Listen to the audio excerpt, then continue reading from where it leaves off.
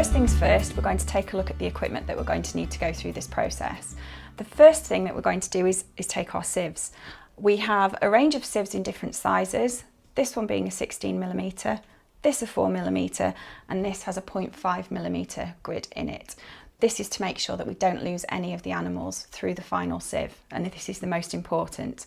We also have a tray underneath which will help us when we're transporting the sieves to make sure that we don't lose any of the animals out of the bottom. In addition to your sieves, you're going to need the equipment that you're going to use for when you sort through your sample. So you'll need a jug of water, well probably several jugs of water, for getting the sample into the tray and then also putting into your dishes afterwards. The dishes that we use are the triple vented Petri dishes, but you can use other kinds of Petri dishes. We just find this easiest. We have 8 dishes here so that you can separate into your 8 groups. I've also got a couple of pairs of tweezers. Now it is down to your personal preference as to which you use. I personally prefer to use these because they've got the bend at the bottom so I can move the rocks and various things out of the way as I'm sorting. Other people prefer to use the straight pointed. Those are put onto a white sheet. That means that we can see everything that we've put into those dishes. It makes it a lot clearer. Our sample goes into a tray. Now we just have a bakery tray from a baker's. We separate them into grids with the perspex. You might decide that you're going to work in a smaller tray, and these are also really easily available. We have our magnifying lamp so that we can see everything in our tray. It gives us the light, and we can also bring it down and look through the magnifier to see any of the animals that we might have missed. So this is a stereo low power microscope to ×40.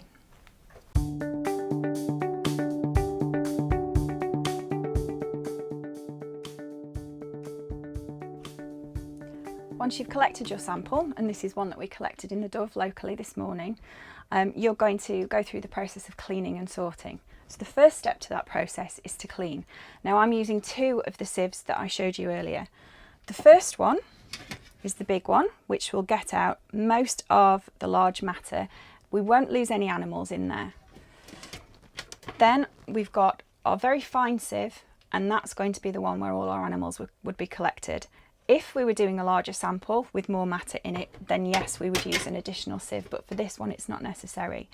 You can also use smaller sieves if you're going to do things in batches with people in your group. So we just pop our sieves into the sink. We need to make sure that we're in a well ventilated area because of the preservatives that we've used on our sample, and we also need to make sure that we've got our rubber gloves for the hand that's going to touch the sample. This is just to make sure that we keep our hand safe from anything that might be in there, sharp things or anything that could cause us any damage. So first things first is we just pour the sample into the sieve.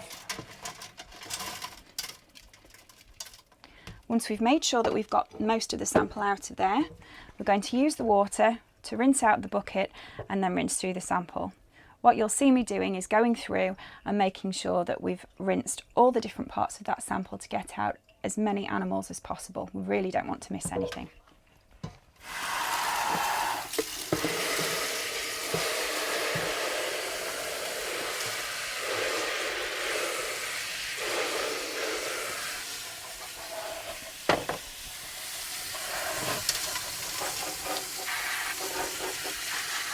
You might find that you just need to adjust your pressure a little bit to get more of the animals out.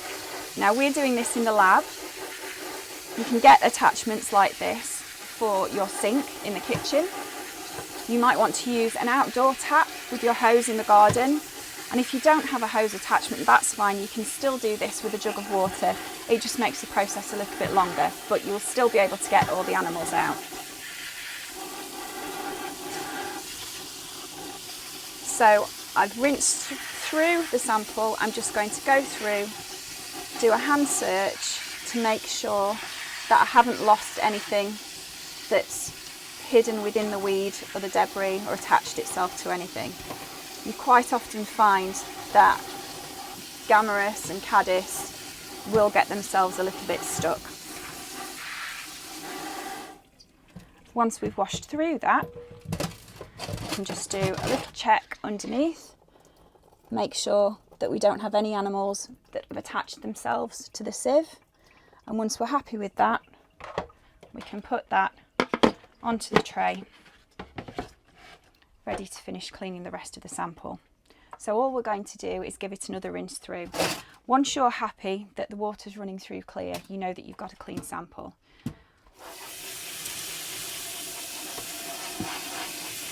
What I can do is very gently agitate the sample. Sometimes they will be a little bit dirtier and it will take them a little longer to get cleaner. You want to get as much of that dirt out as possible because that will cloud the water when you're trying to sort through later on.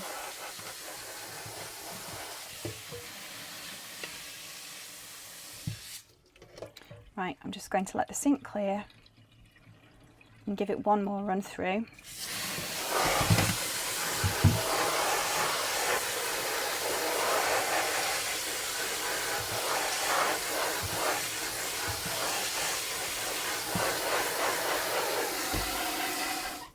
Right, I'm happy now that that water's running quite clearly through there. So now that the sample's all nice and clean, what I'm going to do is take the matter that we took out initially, pop it onto a spare tray. I can see that I haven't lost any animals in the tray here. There wasn't anything left over. And I'm just going to pop it into here and then we can take it through to our large tray ready to go and sort it.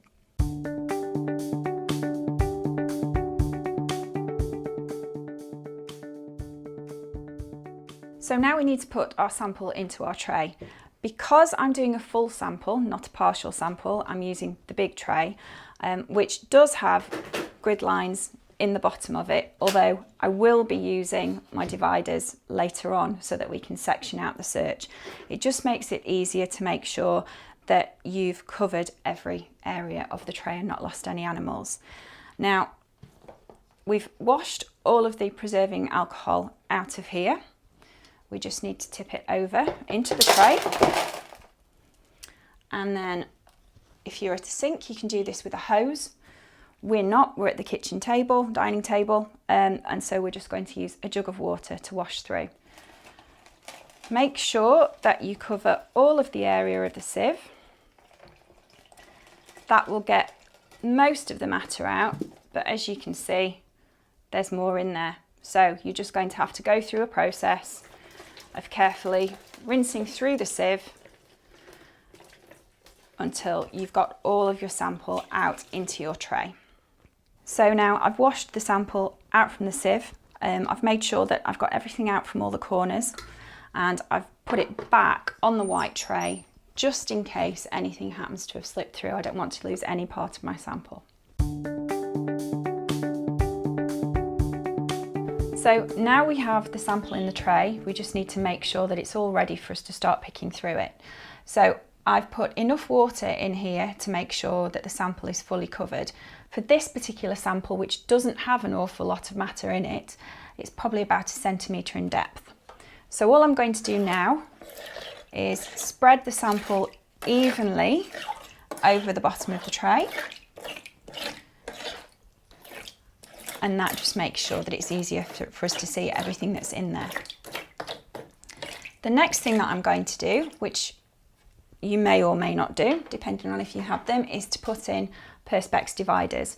Now, these were just an at-home job, Perspex from the DIY shop on a bandsaw, and we cut them to size for the tray. So I'll pop those in. All that does is put the sample into sections. It makes sure that you are looking at each area thoroughly. It just makes it easier to key it down a little bit. It also means that if you are doing this in a group, then you can each take a different section. The tray is big enough to get more people around this tray. Now, I'll pop water into my Petri dishes so that we'll be able to get a good view of the animals once we get them under the microscope. If you don't put the water in, they're just a big splodgy mess in the bottom of the Petri dish, and that won't help you ID them at all. So when we go on to the sorting, what we want to be thinking about is what kinds of animals we're looking at. We're wanting to put like with like as much as possible. So I start my bottom corner, give myself a little clear space and start pulling out animals.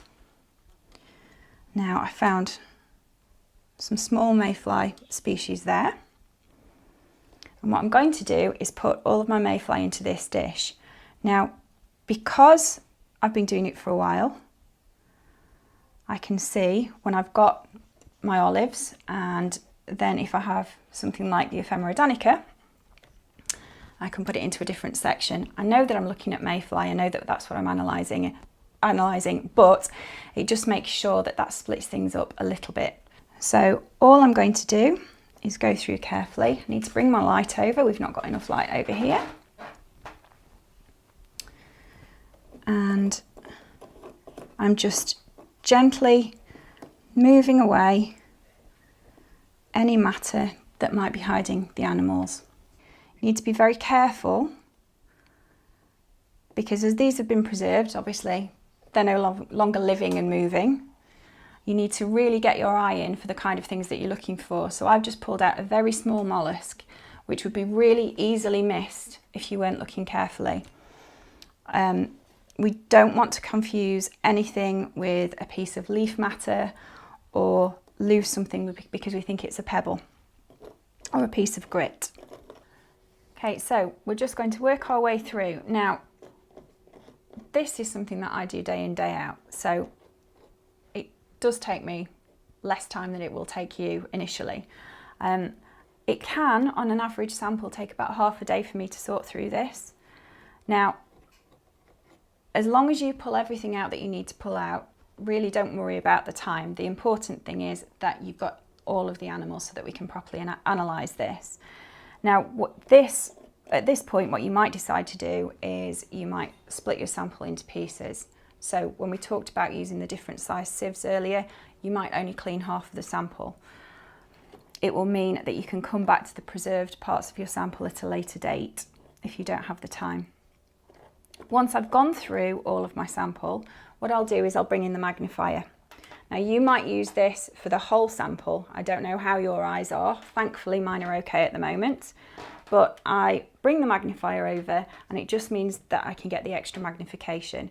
There are certain caddis that are smaller and there are flatworms that you might find in your sample that you wouldn't necessarily see with the naked eye. There are things that the professionals do miss and they've been doing it for a long time. So it is important that you do go through with the magnifier just to make sure that you've got all the different animals that are inside your sample.